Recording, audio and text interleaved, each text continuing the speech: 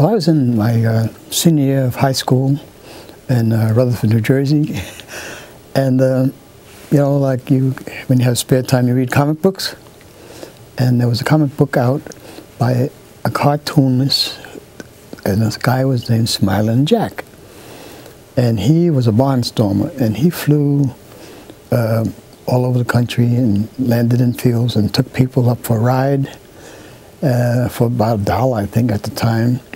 And I didn't have the $1, and I never had the opportunity to go up with Smiling Jack.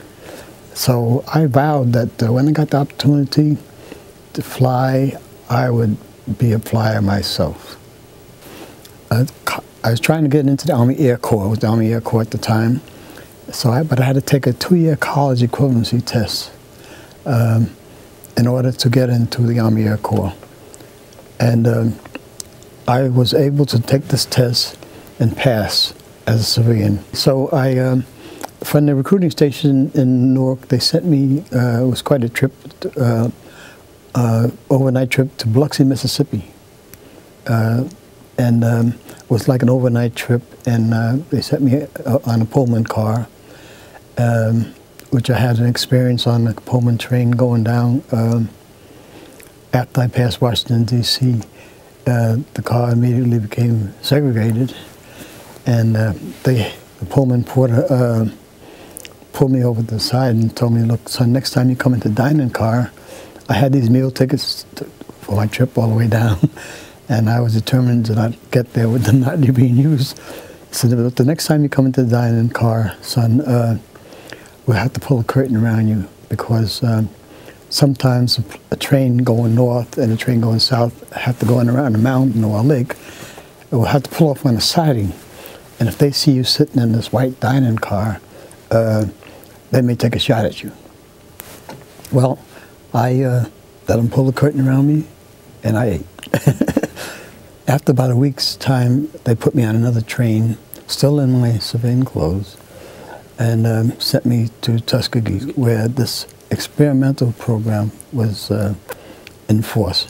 When I got there, the experimental program was already in progress, and the fellows who were there ahead of me, because I was not the first one to get there, explained to me that this is an experimental program. They don't think that we will be able to learn how to fly, and if we learn how to fly, they don't think that we'll fight. And if you feel that way, get your hat. In other words, don't bother trying. Right. So that was the most inspirational thing that happened to me. You know, just any kid, and I considered myself a kid at that time. If you tell me you can't do something, he's going to show you.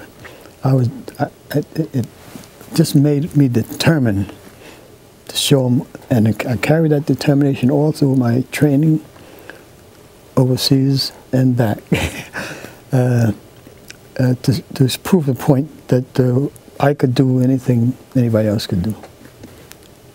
The sad part about it, out of a class of around 100, I think my class was a little larger than that, only 20 of you would graduate. They had some wholesale, they call it washout, elimination rates. And fellows who had the same ambition and spirit that I had, and some fellows who I knew had previous flying ability, that made me fearful that I would be one of the ones that washed out and they would make it. Some of those were eliminated. And I don't think it was because of lack of ability. I think it was because, without saying so, they had a quota system that out of every class that came through, we were only going to graduate a certain percentage. I had a little problem myself, and I think it was basic training. I made what you call a bad landing. Now pilots call any kind of landing, you walk away from a good landing, but I bounced around a little bit, and my instructor got out of the plane and they call you by your last name. He said, "Spann, before you graduate, you're going to crack up one of these planes." And I said, and I bet you a carton of cigarettes. Cigarettes were high priority in those days, and that was a big bet. And he bet me a carton of cigarettes, and I said, bet. And I took his challenge. And at graduation, he told me, you know, remember that time? If you didn't take that bet, you would be the next one on my washout list. I didn't know it at the time.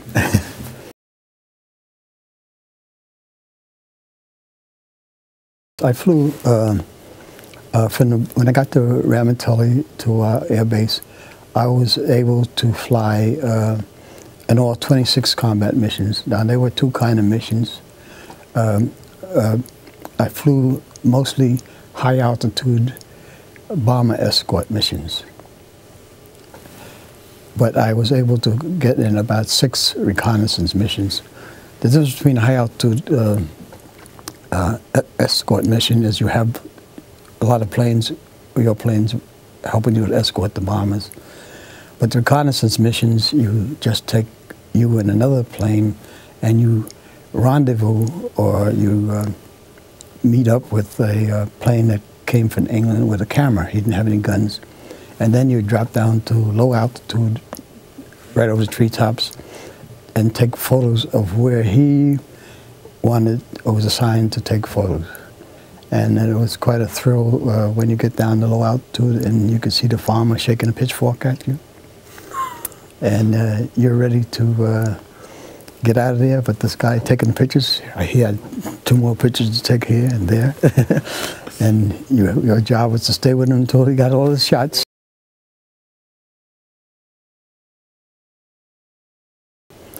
I was proud to see the change in attitude that came about the Tuskegee Airmen in general. When we had an opportunity to go to town, and we met some of the bomber crews in town, they always gave us all the praise in the world. You red tails, we want you guys to escort us. And you guys do a good job escorting us.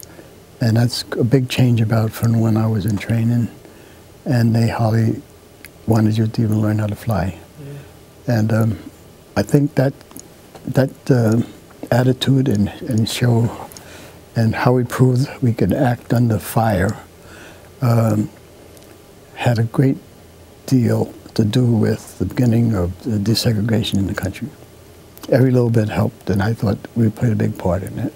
So to tell the story about the Tuskegee Airmen, you had to tell about the part where we were abused and not treated fairly. And it's been a slow move trying to get people to actually say it.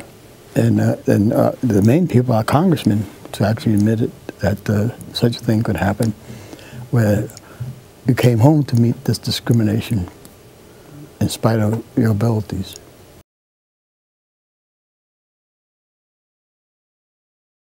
When I get an opportunity to tell a story to schools, I like to talk to the youngsters and tell them that we were able to succeed because in high school we had a basics and took our mathematics and our science. And if you're going to be in the Air Corps, it's necessary. I believe when I was in the school, they said, oh, you don't need that, but you do need it, and I want them to make sure that if they're good students, for the most part, they will be able to make it too.